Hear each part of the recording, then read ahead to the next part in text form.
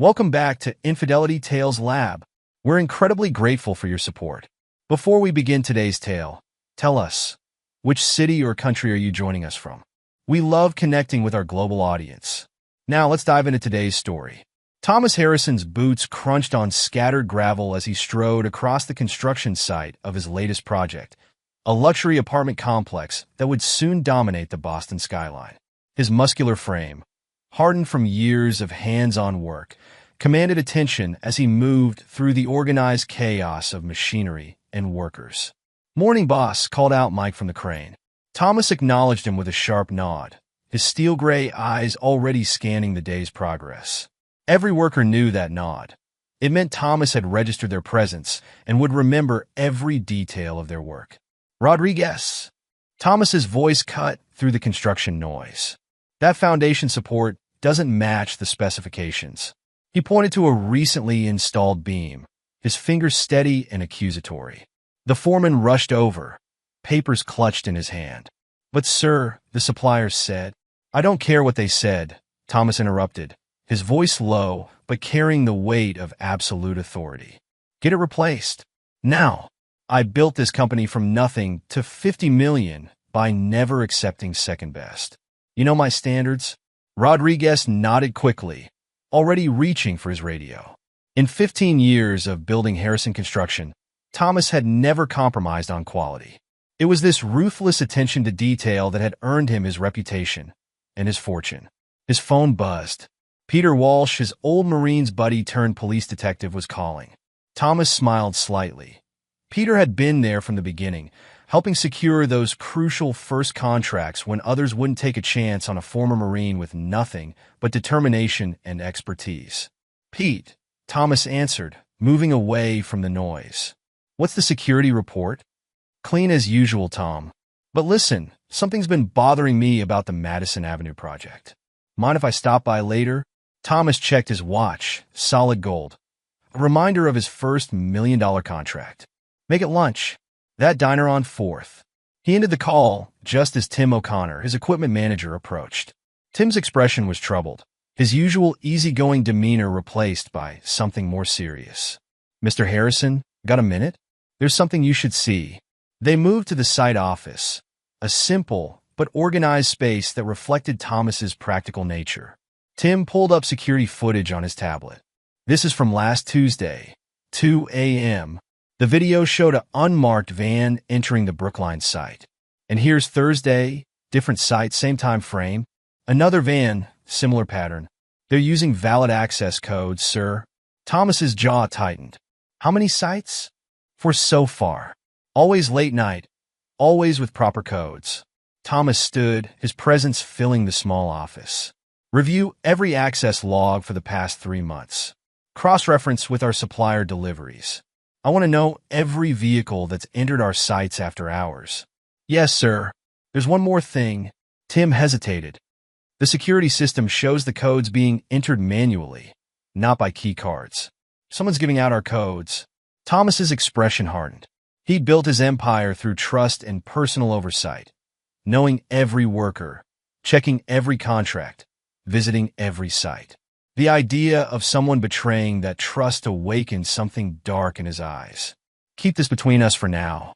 Set up new cameras, ones they don't know about. I want faces." As Tim left, Thomas's phone lit up with a text from Rebecca, his wife of 20 years. She was requesting money for another school charity event. He authorized the transfer without much thought. The private school where she taught, where their daughter Amanda was a senior, was worth every penny of its steep tuition. The rest of the morning passed in a blur of inspections and meetings. Thomas maintained his hands-on approach, catching details others missed, demanding excellence with an intensity that made younger workers nervous. By lunch, he'd fired 2 suppliers and approved the plans for 3 new projects. At the diner, Peter was already waiting in their usual booth. The detective had aged well, keeping the same military bearing they'd shared in the Marines. They ordered without looking at menus. They'd been having the same lunch for 15 years. "Talk to me about Madison Avenue," Thomas said, stirring his coffee. Peter leaned forward, keeping his voice low. "You remember that bid? Came in 20% under your nearest competitor. Should have been impossible. I checked their numbers myself. Exactly. Been doing some digging. Unofficial, of course. That company? They're connected to 3 others that recently won municipal contracts, all with impossibly low bids. Thomas's eyes narrowed. Contract rigging? Looks that way. But here's the interesting part. They're all losing money on the actual projects. It's like they don't care about the profit. Money laundering? Peter shrugged. Maybe. But why target construction specifically? And why Boston? Thomas was about to respond when his phone buzzed again. A text from Amanda. Dad, don't worry about Cornell visit next week. Mom's handling it. He frowned. Amanda had been acting strange lately, avoiding his questions about college plans. He'd attributed it to typical teenage behavior, but something felt off. Your daughter's still headed to Cornell? Peter asked, noting his friend's expression. That's the plan. Full ride, if her grades hold up. Thomas's pride was evident in his voice. Rebecca's been handling most of the college stuff. I've been busy with the new developments. Peter nodded, but something flickered in his eyes. The same instinct that had kept them alive in combat. How is Rebecca? Haven't seen her at the last few poker nights. Busy with school committees. Some new charity initiative with the board. Thomas waved it off, his mind already back on the contract issue. About Madison Avenue, I want names. Anyone involved in those bids. Already working on it. But Tom. Peter hesitated. Be careful who you trust with this. Something doesn't feel right. Thomas's laugh was sharp. When have you known me to trust easily, Pete? I verify everything, you know that. They finished lunch discussing lighter topics. Old Marine stories. Peter's recent promotion to the financial crimes unit. The Bruins' chances this season. But as Thomas drove back to the construction site, his friend's warning echoed in his mind. He spent the afternoon in meetings with project managers, reviewing schedules and budgets with his characteristic thoroughness.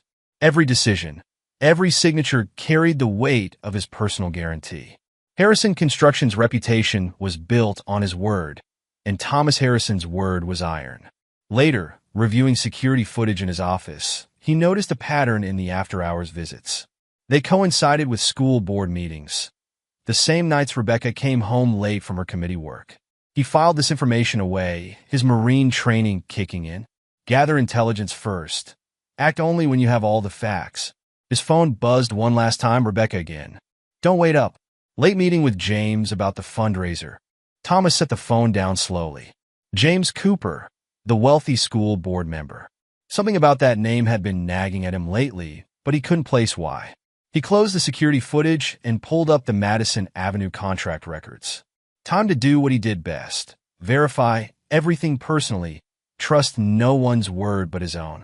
As he worked, his expression grew harder, more focused. Anyone watching would have recognized the look. It was the same expression he'd worn in combat, planning an ambush. Thomas Harrison hadn't built an empire by being naive, and he hadn't survived combat by ignoring his instincts. Something was wrong in his carefully constructed world, and he would find out what. Those who knew him best would have recognized the dangerous glint in his eye. It was the look of a predator who'd caught the first scent of prey. Rebecca Harrison's transformation had been so gradual that most people hadn't noticed. But Marge, the school's elderly receptionist, had watched it all unfold with quiet disapproval. From her desk, she observed Rebecca's evolution from dedicated teacher to something else entirely. Another late meeting, Mrs. Harrison? Marge asked, noting the time, 7:30 p.m. Rebecca adjusted her designer blazer, a recent addition to her wardrobe. School board business, Marge. You know how it is? Her smile was perfect, practiced. Too perfect. Of course. Mr. Cooper's already in the conference room. Rebecca's heels clicked down the empty hallway, echoing against lockers that had seen generations of students come and go. James Cooper waited inside, his Italian suit and carefully maintained silver hair marking him as old money. The others will be here soon, he said, not looking up from his phone. David's bringing the updated contracts. Rebecca perched on the edge of the conference table, her skirt riding up just enough to be noticeable. Thomas hasn't suspected anything. He's too busy with his precious construction sites to notice what's happening in his own home. James finally looked up, his eyes cold and calculating. And Amanda? Playing her part perfectly. She's got him convinced about Cornell. Rebecca's laugh was soft, cruel. He's so proud of his little girl. If he knew she'd actually failed half her classes. The door opened again, admitting David Reynolds, the real estate developer. His usual confidence seemed shaken. We need to talk about the timing. Harrison Construction just underbid us on the Riverside project. Impossible, Rebecca snapped. I gave you their exact numbers. Well, Thomas changed them at the last minute. He's been personally reviewing everything lately. The room fell silent as Michael Bennett, the athletic director, entered. His muscular frame filled the doorway as he closed and locked the door behind him. We have a problem, Michael announced without preamble. Thomas was asking questions about the equipment deliveries. Rebecca's composure slipped for a moment. What kind of questions? The kind that could expose everything. He's noticed the after-hours activity. James Cooper's expression darkened. This is why I said we needed to be more careful. Your husband's not as stupid as you think, Rebecca. He sees what he wants to see, Rebecca countered. 20 years of marriage has taught me that much. Thomas Harrison is a simple man. Give him a construction site to manage, and he's happy. The door opened again, admitting Richard Kane, still in his surgeon scrubs, and Stephen Phillips, whose expensive suit marked him as clearly as his hedge fund success. Speaking of your husband, Stephen said, settling into a chair, he's been asking questions at City Hall. My sources say he's looking into the bid patterns. Rebecca's confidence wavered for the first time. That's impossible. He trusts me completely. Does he? Richard Kane's voice was sharp. Because my wife says he's been calling the school, checking Amanda's attendance records. The group exchanged worried glances. Their plan had seemed perfect. Use Rebecca's position at the school and her connections through Amanda to manipulate contracts, skim money from construction projects, and build a network of influence that would benefit them all. Each man thought he was special to Rebecca, never realizing he was just another piece in her game. We need to accelerate the timeline, James decided. Stephen, how soon can you move those funds? A week, maybe 2. But if Thomas is already suspicious. Rebecca stood, pacing the room. He's not suspicious. He's thorough. It's what made him successful. But he'd never suspect his own wife and daughter. Michael Bennett laughed darkly. You sure about that? Because he's installed new security cameras at 3 sites this week alone. The room fell silent again, each person lost in their own calculations. They'd all benefited from the arrangement. James with his school board contracts, David with his insider construction information, Michael with his kickbacks from athletic equipment suppliers, Richard with his medical supply deals, and Stephen with his political connections. Maybe we should cut our losses, David suggested carefully. Before this gets out of hand, Rebecca's response was immediate and vicious. We're not cutting anything. I've spent too long setting this up. Thomas Harrison might be good at building things, but I'm better at destroying them. She turned to James Cooper, her first lover and still her most reliable ally. Tell them about Amanda. James smiled slowly. The Cornell acceptance? Completely fabricated. I had my people create every document, every transcript. Thomas's precious daughter isn't going anywhere except maybe community college. If she's lucky, she's been helping us, Rebecca continued, copying his documents, recording his calls, tracking his schedule. She hates him as much as I do. And if he finds out? Richard asked. He won't. Amanda knows which side her bread is buttered on. Besides, Rebecca's smile turned cruel. She's not even his daughter. Right, James? The revelation hung in the air, adding another layer to their web of deceit. James Cooper's expression remained neutral, but there was a gleam of satisfaction in his eyes. We need to be careful, Stephen warned. One wrong move, and this all falls apart. It won't, Rebecca insisted. I know Thomas. He's predictable and methodical. He'll never see this coming until it's too late. The meeting continued late into the night, each participant adding their own complications to the scheme. None of them noticed the small red light blinking in the corner of the room. A new security camera, installed that very morning by a very thorough man who trusted no one's word but his own. Thomas's knee ached as he pulled into his driveway, a reminder of an old construction injury that still bothered him on long days. The house was lit up like a Christmas tree, another school fundraiser in full swing. He'd planned to work late, But something about Tim's worried expression when reporting more suspicious deliveries had driven him home early. He entered through the side door, avoiding the cluster of luxury cars and their wealthy owners in the main driveway. The sounds of the fundraiser drifted from the main rooms. Laughing, clinking glasses, the murmur of Boston's elite discussing their latest charitable endeavors. Thomas moved silently through his own home, years of Marine training making him naturally stealthy despite his size. He was heading to his office to review some security footage when he heard voices drifting from inside. Voices that shouldn't have been there. "Your father is such a useless joke." Rebecca's voice dripped with contempt. He didn't even notice I had wild nights with his entire friend group. Thomas froze, his hand inches from the door handle. 20 years of military and business discipline kept him from bursting in immediately. Intelligence gathering first, always. Dad's the biggest loser in town. Amanda's voice, his daughter's voice, hit him like a physical blow. "He's so weak. Mom had to find 6 other men. I'm ashamed to share his last name. I wish he'd disappear." The laughter that followed was cruel, conspiratorial. Thomas stood absolutely still, processing each word with the same analytical precision he applied to construction projects. "Did you get those documents I asked for?" A male voice, James Cooper. "Everything from his private safe," Amanda replied proudly. "The fool still uses the same combination, my birthday. As if I'm even his to begin with." "Careful," Rebecca cautioned, though her voice held more amusement than warning. "We still need him in place for a few more weeks. The contracts aren't all transferred yet." "I don't see why we can't just take everything now," Amanda complained. "He's too stupid to stop us?" "Patience, sweetheart." James Cooper again. "Your mother's plan is working perfectly. By the time Thomas Harrison realizes what's happening, he'll have nothing left. Not his company, not his reputation, and certainly not his family." Speaking of family, Rebecca's voice turned mocking. "Remember when he bought you that expensive art set for Christmas, Amanda? He was so proud when you said you wanted to be an architect like him. Little did he know you were just copying his building plans for David." More laughter. Thomas remained motionless, his mind cataloging every word, every implication. His expression hadn't changed, but something had shifted behind his eyes.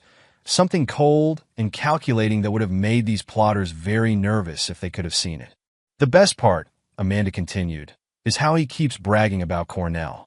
Dad's so excited about his brilliant daughter following in his footsteps. He doesn't even question why he's never seen any actual acceptance letters." "Your father sees what he wants to see," Rebecca said dismissively. "That's what makes him weak. He built his precious company on trust and personal connections.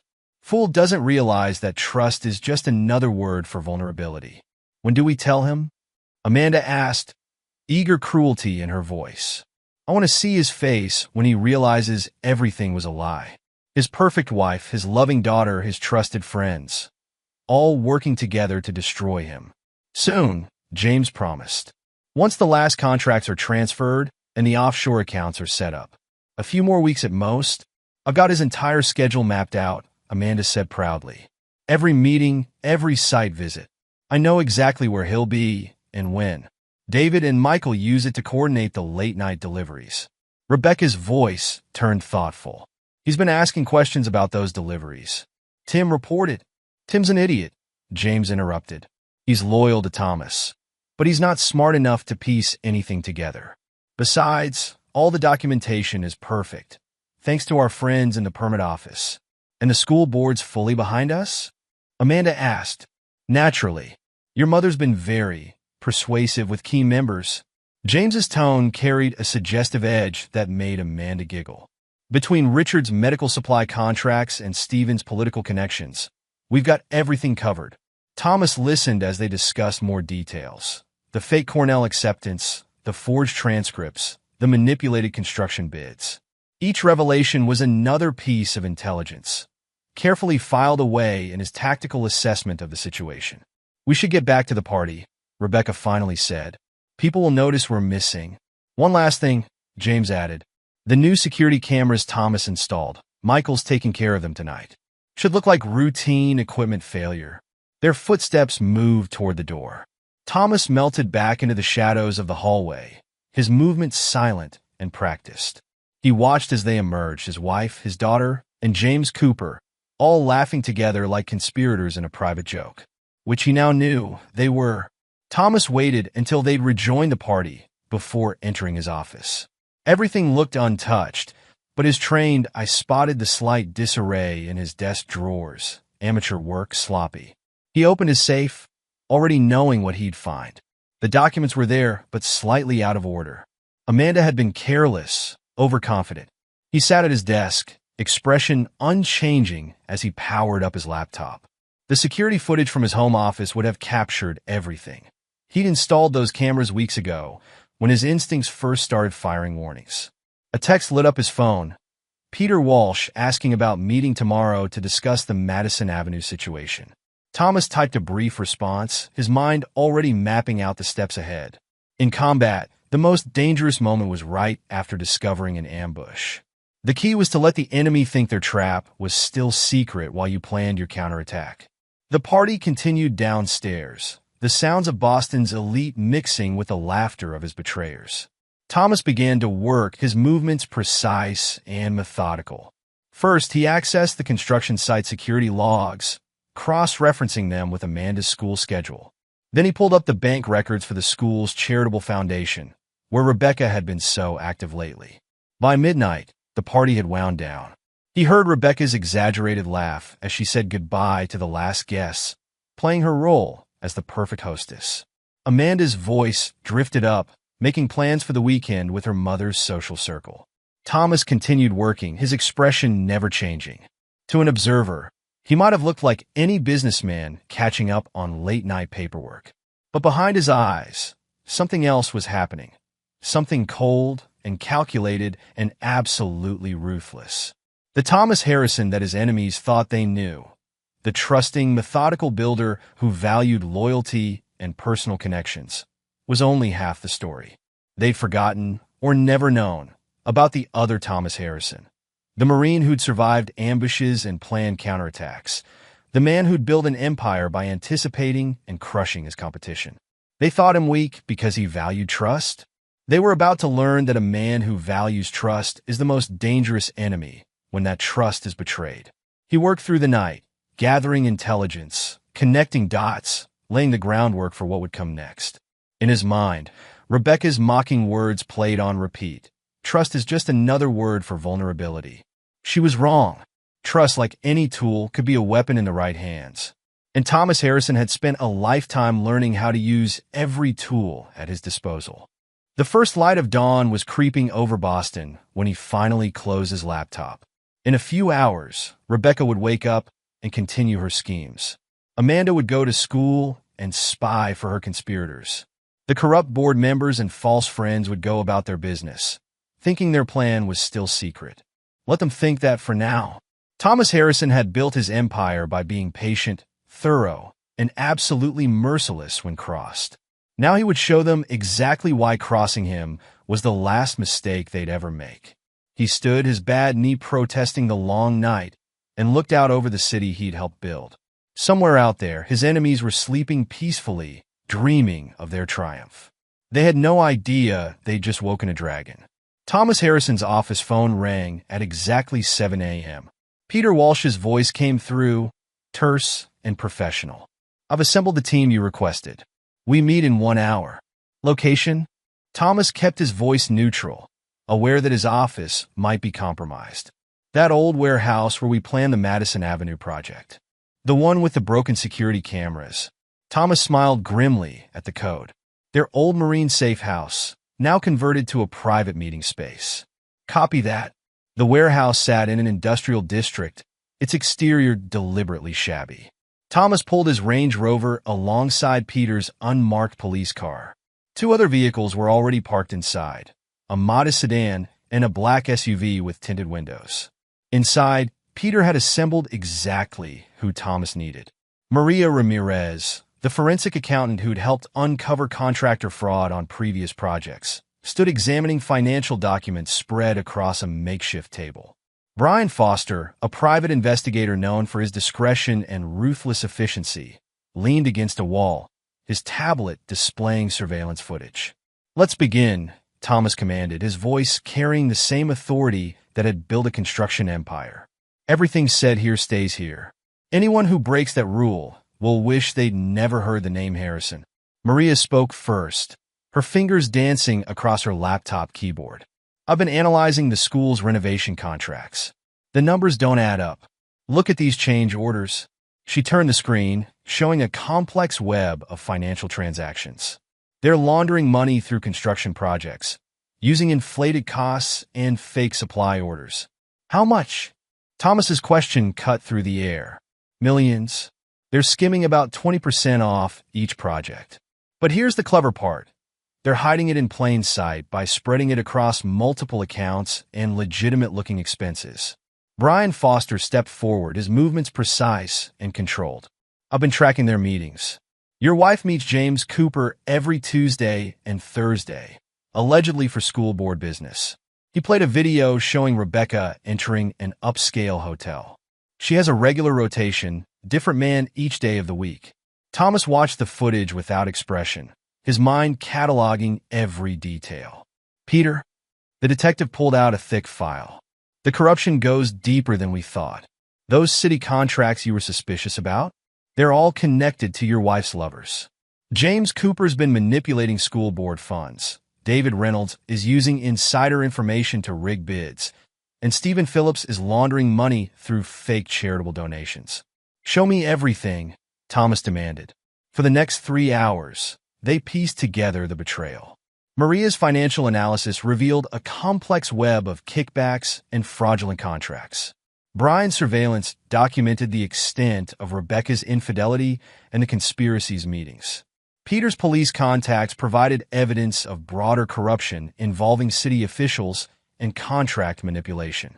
There's more, Brian said, pulling up new footage. The school's maintenance supervisor, Frank Murphy, reached out. He's been keeping records of after-hours meetings in empty classrooms. And Sarah Thompson, the IT specialist, recovered deleted emails. They proved the whole group was coordinating to manipulate construction bids. Thomas absorbed each piece of information with military precision. What about Amanda? Maria hesitated before answering. Your daughter's involvement, it's extensive. She's been accessing your office after hours, copying documents. The security logs show her using your private codes to let others into construction sites. Show me patterns, Thomas ordered. Every meeting, every transaction, every betrayal. I want it all mapped out. They worked methodically, building a comprehensive picture of the conspiracy. Thomas stood at the center, directing their efforts with cold efficiency. This wasn't just about revenge. It was about dismantling a corrupt network piece by piece. Your wife's careful, Brian noted. She's compartmentalized everything. Each man thinks he's special, doesn't know about the others. Makes them easier to control. And harder to trace, Maria added. The financial trails are deliberately complex. Without inside access to the school's records, we might never have caught it. Peter spread out a new set of documents. The construction site deliveries? They're moving more than just supplies. Look at these manifests. Quantities don't match the actual deliveries. They're using your own company to move something else. Thomas examined the papers, his expression hardening. Cross-reference these deliveries with the school board meeting dates. Find out what they're really moving. As they worked, Thomas's phone buzzed with a text from Rebecca. Working late again tonight. School board emergency meeting. He showed it to Brian, who nodded. I'll have surveillance in place. We'll get photos of everyone who attends. Peter, Thomas turned to his old friend. I need access to every city contract involving these men for the past 5 years. Official and unofficial. Already on it. My contact in the financial crimes unit is pulling records now. But Tom, Peter hesitated. When this breaks, it's going to be big. A lot of powerful people will go down. Thomas's response was cold. Good. Let them burn. Maria looked up from her computer. Mr. Harrison, there's something else. The school renovation budgets. They're being used to cover more than just kickbacks. There are regular payments to a private investigation firm. They've been watching you. They think they're hunting me. Thomas's laugh held no humor. They don't realize they're the prey. The meeting continued as they built their case, piece by damning piece. Thomas coordinated their efforts with military precision, assigning tasks and analyzing data. Each new revelation only strengthened his resolve. "One more thing," Brian said as they prepared to leave. "Your daughter's been meeting privately with James Cooper. Not just at school, other locations too." Thomas didn't flinch. "Document everything. Every meeting, every conversation. I want to know exactly how deep this goes." As the team dispersed, Peter stayed behind. "You know this is personal for them. They're not just after your money. They want to destroy you completely." "I know." Thomas's voice was steady. "That's their mistake. They think because I value loyalty, I'm weak.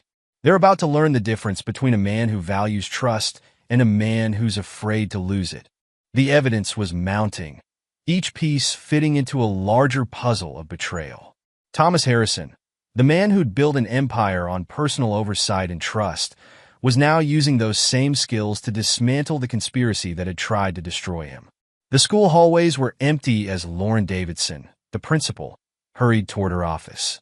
She'd stayed late again, reviewing financial records that didn't add up. The sound of voices made her pause. Rebecca Harrison and James Cooper, coming from the direction of the boardroom. "Everything's falling into place," Rebecca was saying. "Thomas doesn't suspect a thing." Lauren slipped into a darkened classroom, leaving the door slightly ajar. She'd been watching this group for months, gathering evidence, but unsure who to trust. "Amanda's been invaluable," James replied. "The access code she provided let David's people move everything without detection. And those private conversations she recorded for Michael? Pure gold for manipulation." "She's her mother's daughter," Rebecca laughed. "She knows how to play her part." Lauren waited until their voices faded before entering her office. The documents she'd been collecting were hidden in a false bottom of her desk drawer. Evidence of inflated costs, suspicious change orders, and questionable contracts. Her computer pinged, an encrypted email from Thomas Harrison. She'd reached out to him anonymously last week, testing the waters. His response had been immediate and direct. "Meet me. Bring everything you have." The meeting location was a small coffee shop across town. Lauren arrived early, watching the entrance through the reflection in her coffee cup. Thomas Harrison entered exactly on time, his presence commanding attention without trying. "Mrs. Davidson." He sat down, placing a small device on the table, a signal jammer. "You have something for me?" Lauren slid a USB drive across the table. "Everything I've documented over the past year. Contract irregularities, inflated costs, suspicious meetings. Your wife and James Cooper have been pressuring the board to approve projects without proper oversight." Thomas's expression didn't change as she detailed the corruption. He asked precise questions, each one revealing how much he already knew. "Why are you showing me this?" he finally asked. "Because they're destroying my school." Lauren's voice shook with controlled anger. "They're using these contracts to launder money, manipulating grades, pressuring teachers. When I tried to investigate, they threatened my career." Thomas studied her for a long moment. "Tell me about Amanda's grades." "Falsified. All of them. James Cooper's been forcing teachers to change records for years. The Cornell acceptance? Complete fabrication. Amanda failed half her classes. The real ones, not the altered records." "Show me." Lauren pulled out more documents, original grade reports, teacher complaints, evidence of academic fraud. "Your daughter's been helping them, Mr. Harrison. She copies your documents, records your conversations, monitors your schedule. They use her information to coordinate everything." Thomas absorbed each detail with frightening intensity. "The other men involved, tell me about them." David Reynolds uses the construction information to rig bids. Michael Bennett coordinates equipment deliveries, but they're not just moving supplies. Richard Kane's wife helps pressure other teachers, and Stephen Phillips uses his political connections to keep everything quiet. "And my wife." Lauren hesitated. "She's the center of it all. Each man thinks he's special to her, but she's playing them all. She uses their connections, their resources, their influence. The school's just a cover for their operation." Thomas's phone buzzed, a text from Amanda. "Dad, need money for college applications. Can you transfer $5,000? He showed Lauren the message. She shook her head. "There are no applications. That money would go straight to their accounts." "Mrs. Davidson." Thomas's voice was carefully controlled. I need access to everything. Security footage, email records, financial documents. Everything. I've been collecting it all, Lauren replied. The school's maintenance supervisor, Frank Murphy, has been helping me document their after-hours meetings. And Sarah Thompson in IT recovered deleted emails showing how they coordinate. Why haven't you gone to the authorities? They own half the school board. They've got connections in City Hall. I didn't know who to trust. Lauren met his gaze steadily. Until now. Thomas nodded once. You'll have protection. Continue gathering evidence, but be careful. They're watching everyone. Mr. Harrison, Lauren stopped him as he stood to leave. There's something else you should know. About Amanda. Tell me. She's not just helping them. She enjoys it. I've heard her bragging about manipulating you, laughing about how easy it is to play the devoted daughter while she helps them steal everything. Thomas's expression didn't change, but something shifted in his eyes. Thank you, Mrs. Davidson. You've done the right thing. As he left, Lauren watched him through the window. She'd seen powerful men before, seen how they reacted to betrayal. But Thomas Harrison was different. He wasn't angry. He was calculating, methodical, deadly. Back at his office, Thomas reviewed everything Lauren had provided. The evidence supported what his team had already discovered, but added crucial details about the school's involvement. His phone rang. Brian Foster. Sir, we've confirmed Amanda's schedule. She meets with each of them regularly. Mondays, copying documents for James Cooper. Tuesdays, providing access codes to David Reynolds. Wednesdays, recording conversations for Michael Bennett. Thursdays, monitoring your schedule for Richard Kane. Fridays, gathering information for Stephen Phillips. Location patterns? Multiple sites. School offices, construction sites, private residences. They're careful, but not careful enough. We've documented everything. Thomas ended the call and pulled up the security footage from his home office. The camera he'd hidden weeks ago had captured dozens of interactions. Amanda copying documents, Rebecca coordinating with her lovers, the entire conspiracy operating under his own roof. A knock at his door, Peter Walsh. Tom, you need to see this. He placed a file on the desk. Medical records. Dr. Patricia Martinez ran the tests you requested. Discreet, just like you asked. Thomas opened the file, read the contents without expression. The DNA results confirmed what he'd begun to suspect. Amanda wasn't his daughter. James Cooper, the school board member who'd been Rebecca's first lover, was her biological father. There's more, Peter added. The school's financial secretary, Helen Carter, came forward. She has proof that Amanda's entire academic record was falsified. Not just recent grades, everything going back years. James Cooper orchestrated the whole thing. Thomas closed the file. Give me everything on Cooper. Every contract, every connection, every skeleton in his closet. Already done? Peter spread out more documents. He's been using the school board position to run a sophisticated fraud operation. The construction contracts were just part of it. As they reviewed the evidence, Thomas's phone lit up with another text from Rebecca. Don't wait up tonight. Late meeting with the charity committee. He showed it to Peter, who checked his surveillance notes. She's meeting Richard Kane tonight. Hotel downtown. Want us to intercept? No. Thomas's voice was cold. Let them think they're still in control. We're not done gathering evidence yet. The web of betrayal was expanding, revealing new layers of deception with each discovery. But Thomas Harrison wasn't just collecting evidence. He was building a case that would destroy them all. The medical lab was quiet at this late hour.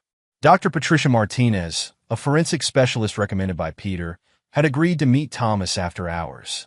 She placed the DNA test results on her desk with clinical precision. The results are conclusive, Mr. Harrison. The probability of paternity is 0%. Would you like me to explain the detailed genetic markers? Thomas studied the report, his expression unchanged. No need, doctor. The numbers are clear enough. There's something else. Dr. Martinez hesitated. Given the genetic markers present, I can tell you with certainty who the biological father is if you have a suspect in mind. Thomas placed a second DNA sample on her desk, a coffee cup from James Cooper's office, carefully collected by Brian's team. Dr. Martinez ran the comparison quickly, efficiently. Match confirmed.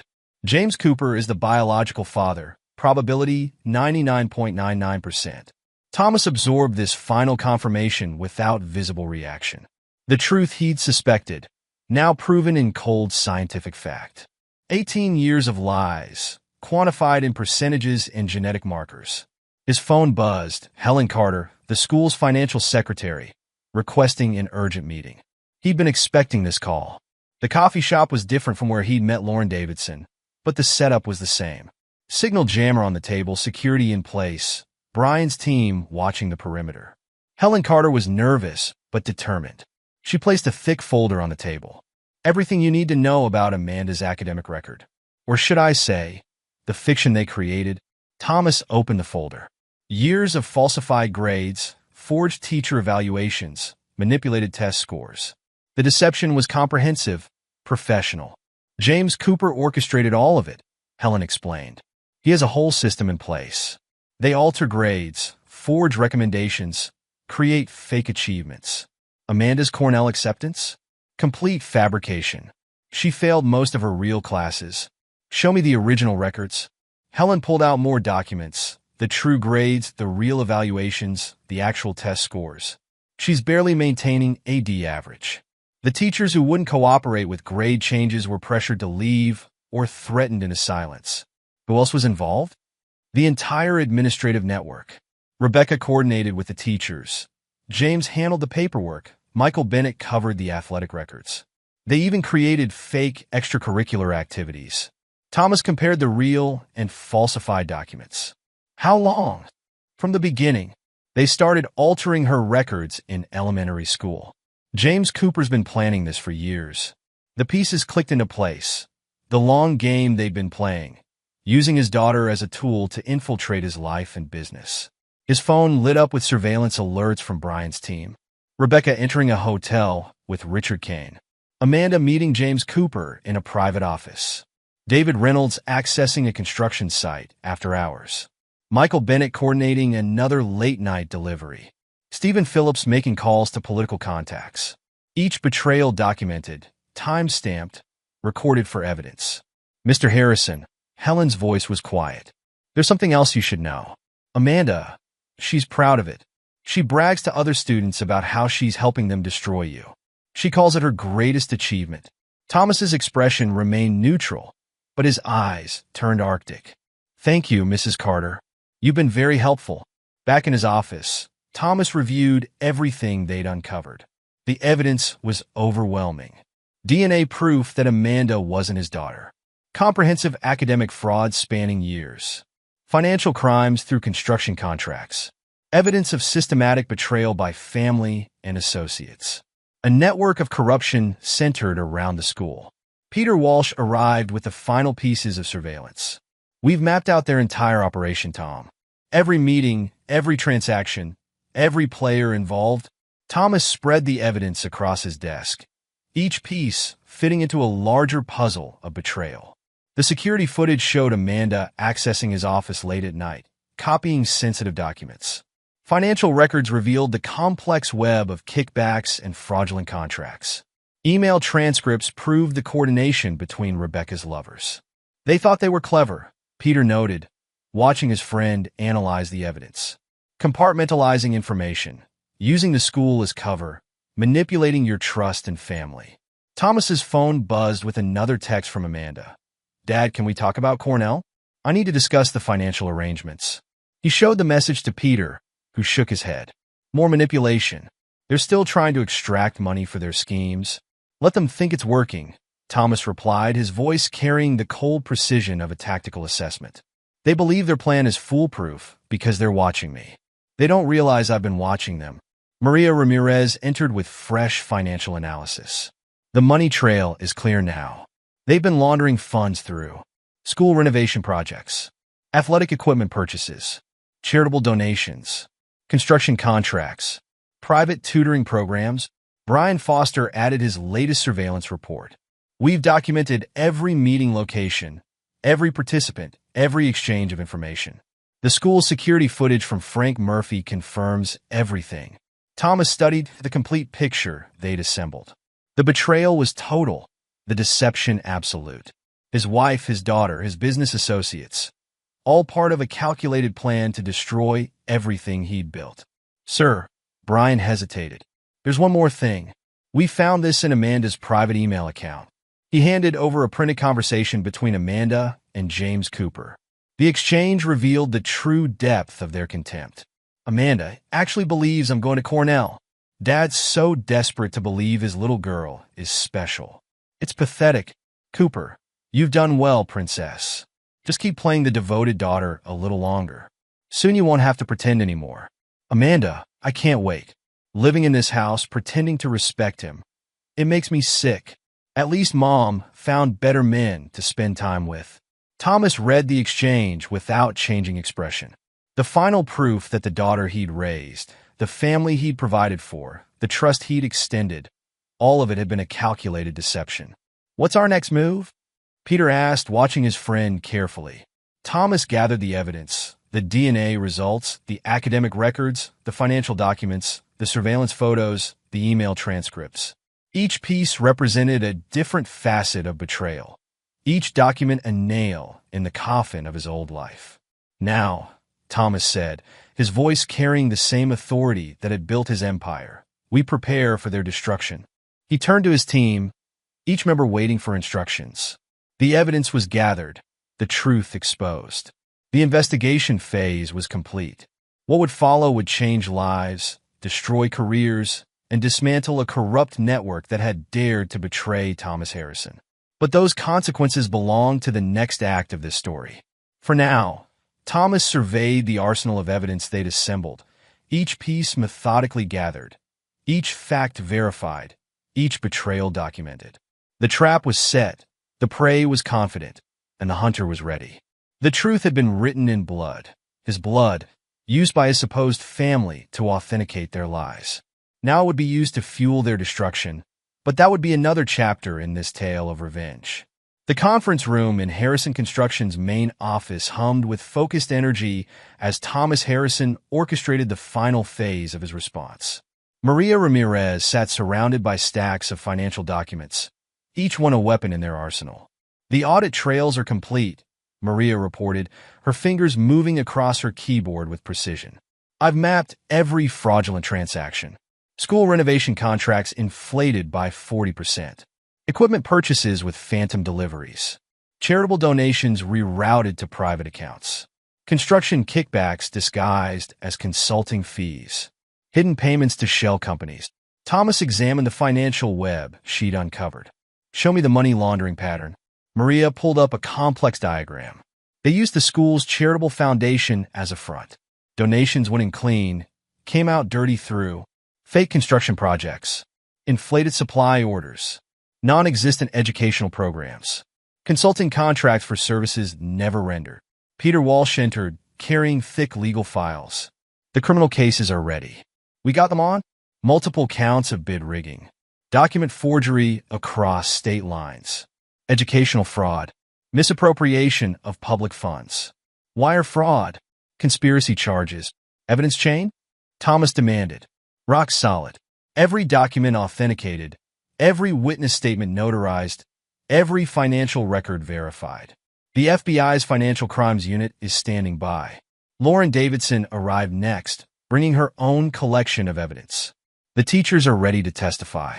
I've got signed statements about forced grade changes, pressure to falsify records, witnessed inappropriate meetings, documented extortion attempts. She spread photographs across the table. Rebecca's meetings with various board members, James Cooper's late-night visits to empty classrooms, Amanda accessing restricted areas after hours. Parents have come forward too, Lauren continued. They were forced to make donations to keep their children's grades up. I have recorded conversations, bank transfers, written threats. Thomas absorbed each piece of information with military precision. Timeline? Graduation ceremony is in 3 days, Peter confirmed. All players will be present. FBI teams are coordinated. Local police are on standby. Media coverage? Thomas's question was pointed. Anonymous tips sent to key reporters. Brian Foster replied, entering with fresh surveillance photos.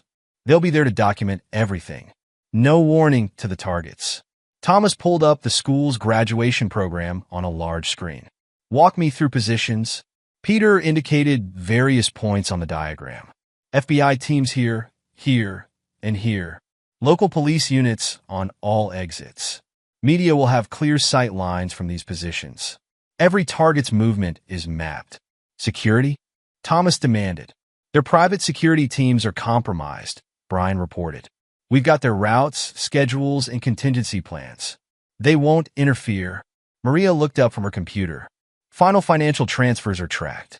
The moment this breaks, their accounts freeze. No escape routes. Lauren checked her phone. Teachers are prepared. When you make your move, they'll secure their records and protect the students. We've identified every compromised transcript, every altered grade. Thomas surveyed his team.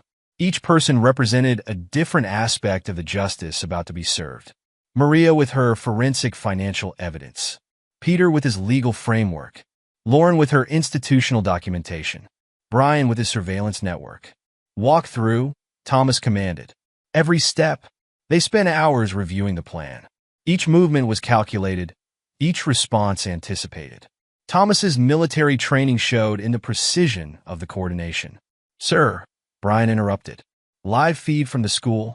The screen showed Rebecca in the auditorium, directing graduation preparations. Amanda stood nearby, laughing with James Cooper as they reviewed the program. They're adding last-minute speakers, Lauren reported. Rebecca plans to announce Amanda's Cornell acceptance during the ceremony. She's invited major donors and press. Thomas's expression remained neutral, but his eyes held dangerous focus. Perfect. Let them build their moment. It makes the fall more complete. What about Amanda? Lauren asked carefully. Some of the students may be affected by the revelations. Every student who had grades altered will be offered legitimate evaluation and support, Thomas stated. The innocent won't suffer for others' crimes. Maria raised a concern. The financial implications will be extensive. The school's reputation will be rebuilt on truth, Thomas cut in. Lauren's team will handle the transition. Every legitimate grade stands, every fraudulent one reviewed. No student's future destroyed by their corruption. Peter's phone buzzed. FBI confirmation. Teams are ready, warrant secured. They're waiting for your signal. Thomas stood, his presence commanding the room. The man who'd built an empire through trust and personal oversight was now using those same skills to destroy those who'd betrayed him. Review your positions, he ordered. Check every detail. In 3 days, we dismantle their world. Dismissed. As his team dispersed, Peter stayed behind. Tom, you know they'll try to spin this. Claim you're the villain destroying the school.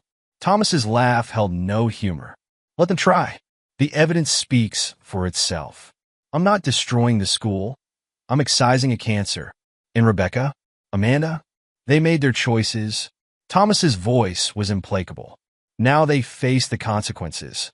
The next 3 days passed in careful preparation. Thomas maintained his normal routine, giving his enemies no hint of what was coming. He attended meetings, visited construction sites, signed contracts. Rebecca continued her deception, sending casual texts about graduation preparations. Amanda asked for more money for college expenses. Each lie was documented. Each betrayal added to the evidence. The night before graduation, Thomas reviewed everything one final time. The trap was set, the evidence overwhelming, the justice inevitable. Tomorrow would bring the end of everything his betrayers had built. Let them enjoy their final hours of triumph, he thought. Let them believe their lies would stand forever. Tomorrow they would learn why crossing Thomas Harrison was the last mistake they'd ever make. The school auditorium buzzed with graduation day energy. Parents filled the seats, teachers arranged their students, and photographers set up their equipment. On stage, Rebecca Harrison glowed with practice charm as she directed last-minute preparations. Thomas sat in the front row, watching his wife work the crowd. She'd chosen an expensive designer suit for the occasion, playing her role as the respected teacher and proud mother. Beside him, Peter Walsh monitored their synchronized watches. Teams in position, Peter murmured. FBI units confirmed, local police standing by. Press is here. Quality investigative reporters, not just society page. Thomas nodded once, his attention on Amanda as she took her place with the other graduates. She wore her honor student cords with smug confidence, unknowing that each thread represented another lie about to unravel. James Cooper approached the podium, his silver hair gleaming under the lights. Welcome, parents and honored guests. Today we celebrate not just academic achievement, but the values of integrity and excellence that our school represents. The irony made Peter shift slightly, but Thomas remained still. Let them hang themselves with their own words. Rebecca took the microphone next. As both a teacher and a parent, this day holds special meaning. My daughter Amanda. Thomas stood. The movement was so deliberate, so commanding, that Rebecca faltered mid-sentence. In the sudden silence, his voice carried clearly through the auditorium. Yes, let's talk about Amanda. He turned to face the crowd, his presence drawing all eyes. Let's talk about integrity and excellence. Thomas? Rebecca's voice held a warning note. This isn't the time. It's exactly the time. He held up a folder. Before you announce Amanda's acceptance to Cornell, perhaps we should discuss her actual grades. The room stilled. On stage, James Cooper took a half-step forward, but Thomas's next words froze him. Or better yet, let's discuss paternity. Amanda's face drained of color. Rebecca grabbed the podium for support as Thomas continued, his voice carrying to every corner. Well, you won't have to worry about my name anymore. You're just another bastard from your mother's collection. I've already removed you from my will. Go beg your real father. He lifted the DNA results. Speaking of fathers, James Cooper, I believe these will interest you. Chaos erupted in controlled waves. FBI agents emerged from side doors. Police officers moved to block exits. School board officials rushed forward with warrants. Parents surged to their feet demanding answers. Students watched in shocked silence as their world unraveled. This institution, Thomas's voice cut through the noise, has been corrupted by fraud, manipulation, and criminal conspiracy. Rebecca tried to reach the exit but found her path blocked. You can't prove anything. Actually, Peter stepped forward, badge displayed. We can prove everything. The evidence unfolded with military precision. Financial records displayed on the auditorium screens. Surveillance photos distributed to the press. Arrest warrants served with methodical efficiency. Student transcripts marked for review. Bank accounts frozen in real time. James Cooper attempted to maintain control. This is ridiculous. You demand nothing. Thomas cut him off. The FBI has some demands of their own. Fraud charges, for a start. Amanda stood frozen in her graduation robe, watching her carefully constructed world collapse. Dad, please. I'm not your dad. Thomas's voice held no warmth. The man you've been helping destroy? Not your father. The man who's been falsifying your grades and manufacturing your achievements? That's your father. Police led James Cooper away in handcuffs as Peter continued making arrests.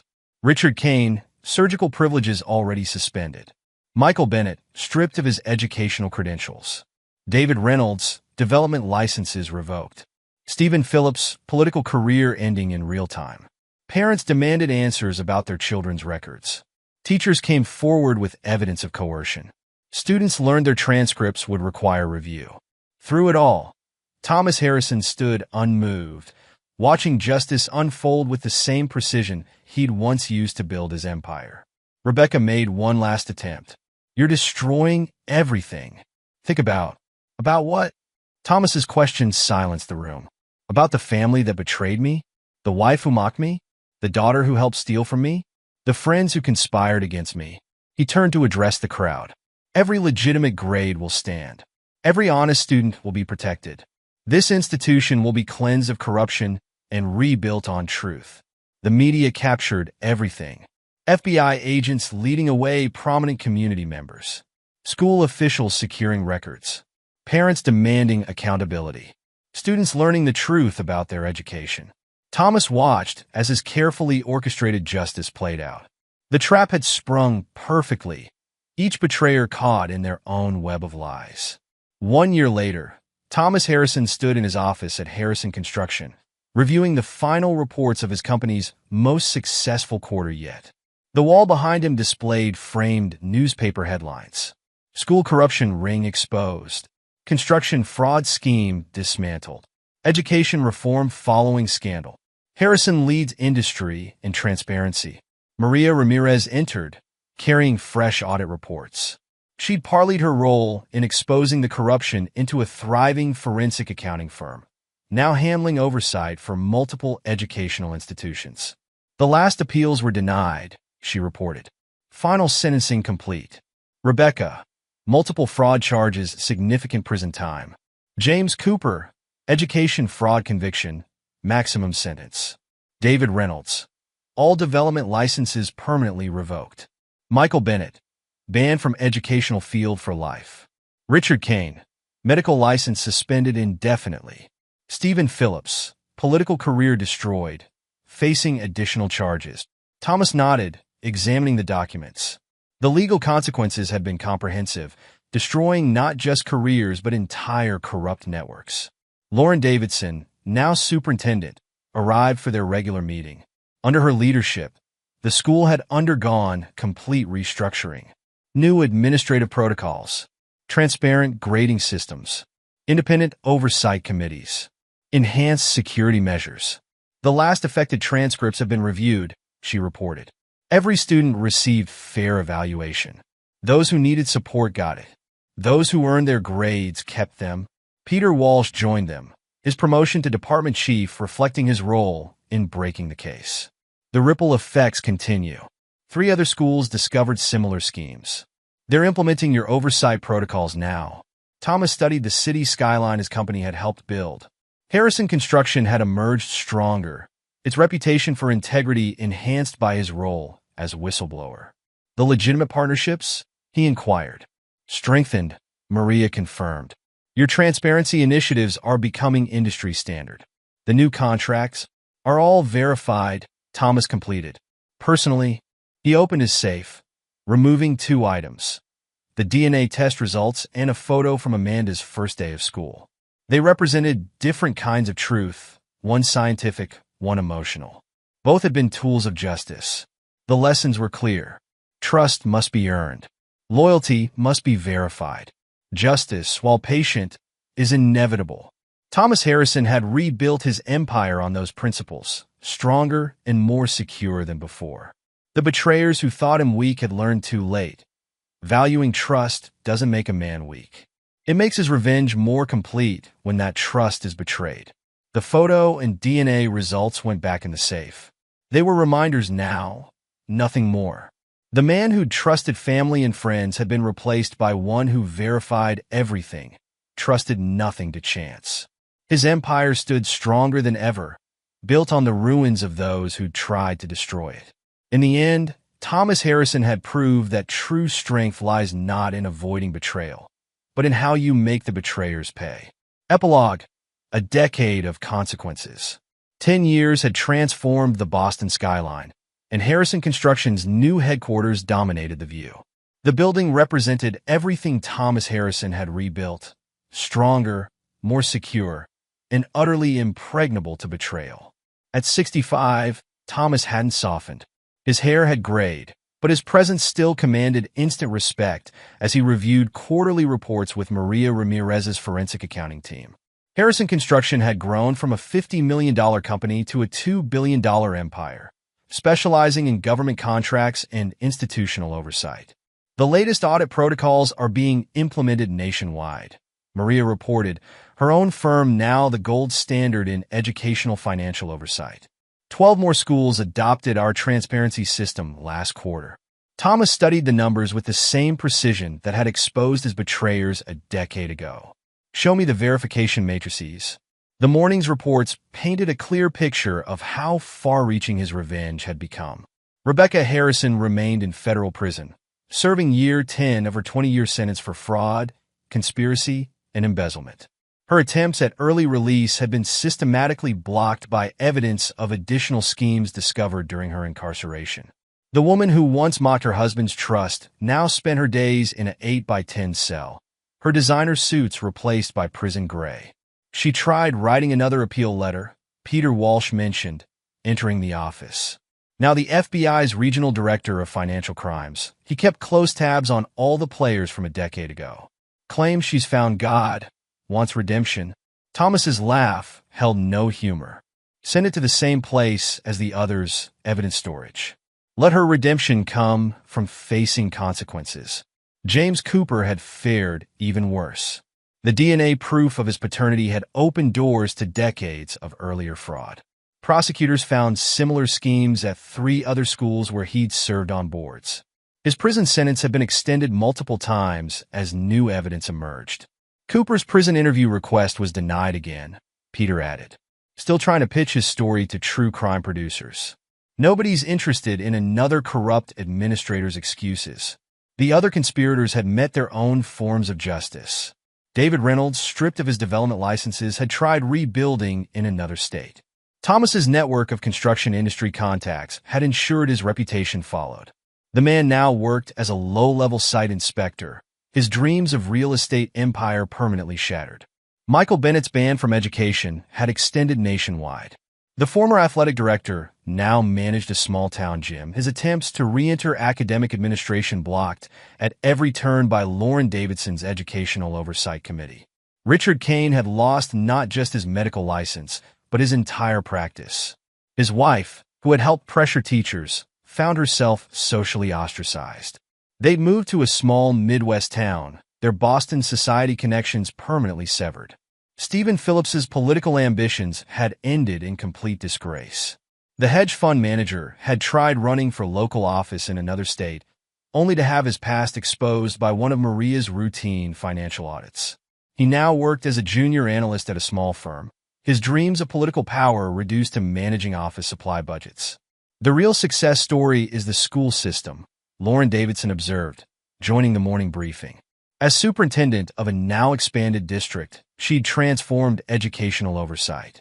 Our transparency protocols have become the national standard. 17 states have adopted our verification systems. Thomas nodded, remembering how they'd rebuilt from the ashes of corruption.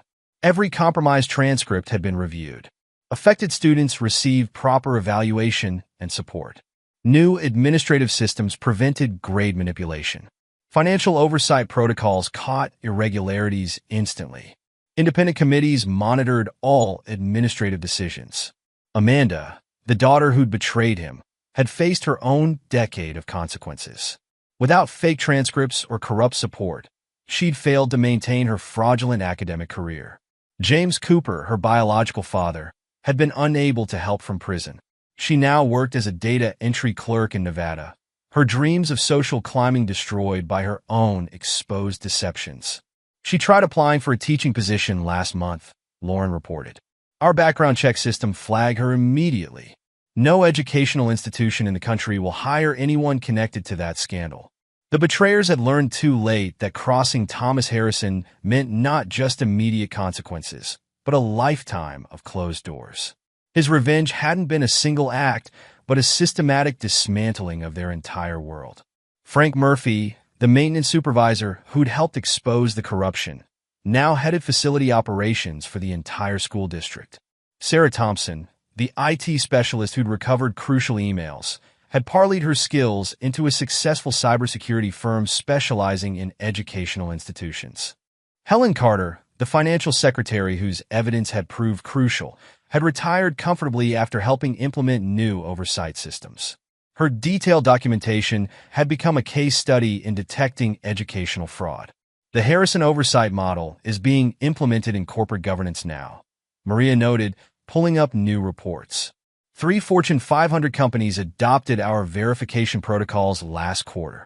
Thomas's methodical destruction of the corruption network had transformed into a blueprint for institutional integrity.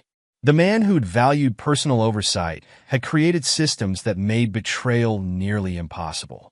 Real-time financial monitoring, multi-level verification protocols, independent oversight committees, systematic background checks, comprehensive audit trails. Peter Walsh's department had expanded, specializing in educational and institutional fraud. We prevented 12 similar schemes in the Northeast alone. Your case is required study at Quantico now.